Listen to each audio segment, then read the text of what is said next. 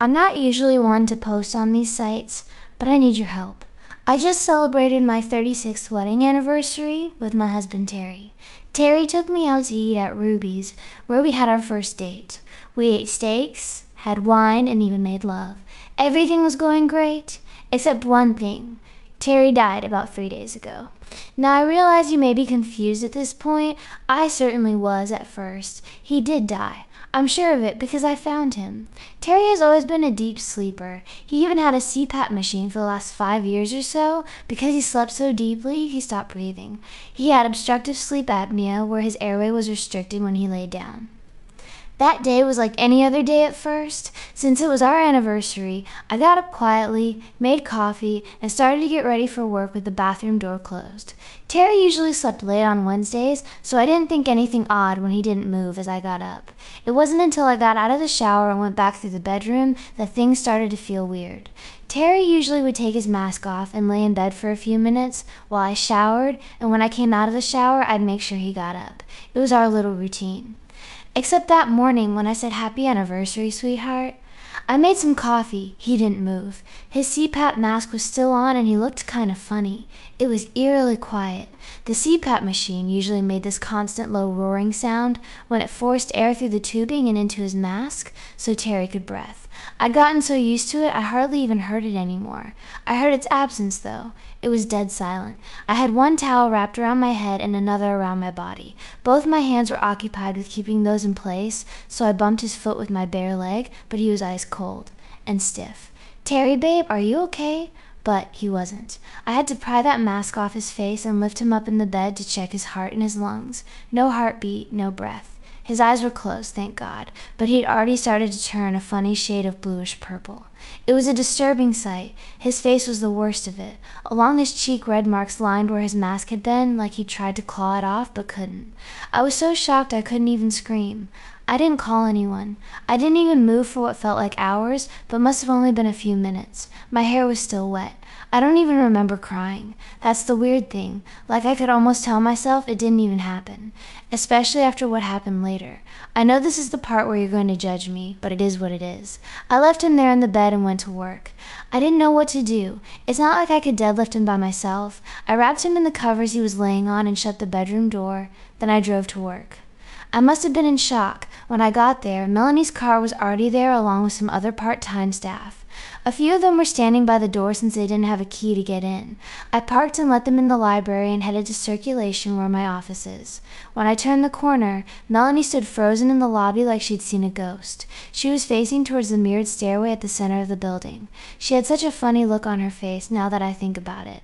When she saw me, she snapped back to her usual smile and waved to me. I waved back. Then I watched her walk back up the stairs. I looked back at the mirror again after she'd left. I had crossed the lobby and walked over near the stairs where the main light switches were. I saw how tired I looked in the image reflected back at me. I hadn't realized how dark the material was before. It had a smoky beauty I'd never noticed. Something pulled me closer.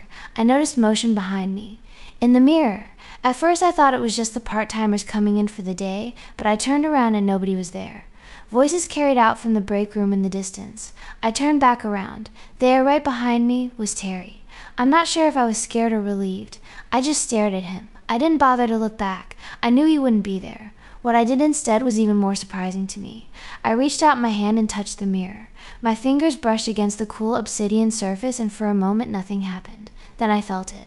Something was pressing back from the other side. Soft at first, then with more and more pressure. Fingertips came first, then a hand, an arm, a shoulder, then a head, Terry's head, followed by the rest of him. I backed away and couldn't help but stare, open-mouthed. He smiled, my Terry smile, the one he'd given me the first time we'd met, in this very room. Tanya came around the corner and waved at the both of us. "Hey, Dusty."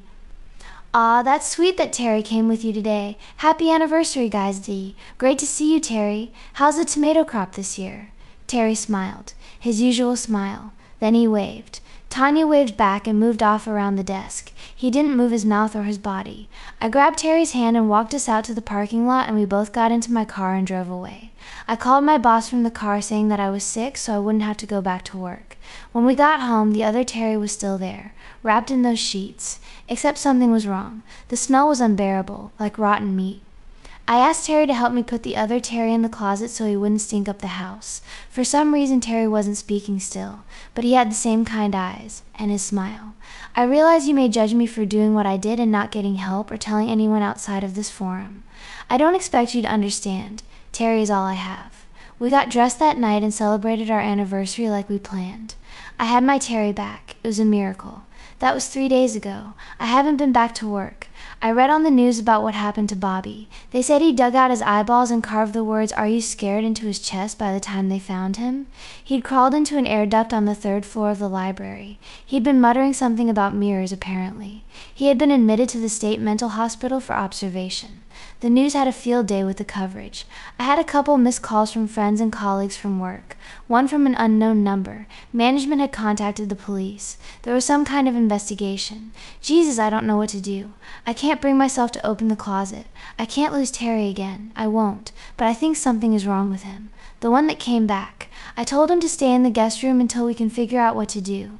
He won't or can't speak. Sometimes he gets angry like he doesn't know where he is. He's been banging on the wall since the sun went down a couple hours ago. Bang, bang, bang. I don't know what to do.